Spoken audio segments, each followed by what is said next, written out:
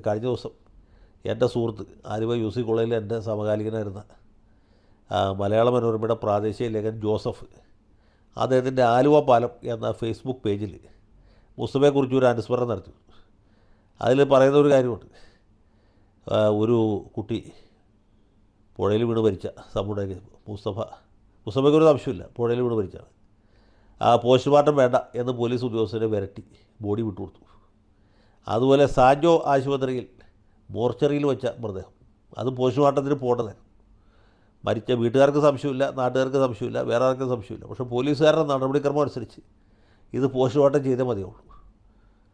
മുസ്തഫ ആശുപത്രിയിൽ ചെന്ന് അവിടുത്തെ കന്യാസ്ത്രീയെ എന്തോ പറഞ്ഞ് വിരട്ടി ബോഡി വീട്ടുകാർക്ക് വിട്ടുകൊടുത്തു. അത് വീട്ടുകാർ കൊണ്ടുപോയി മറവുകയും ചെയ്തു.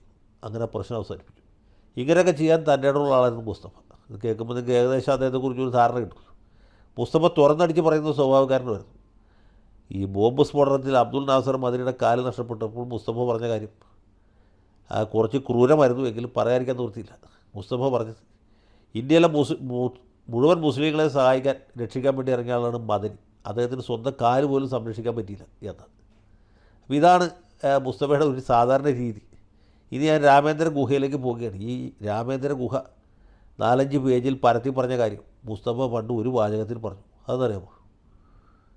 അത് ഒറ്റ വാചകമാണ്. ഈ രാഹുൽ ഗാന്ധി ഒരു ജോക്കറാണ് എന്നാണ്.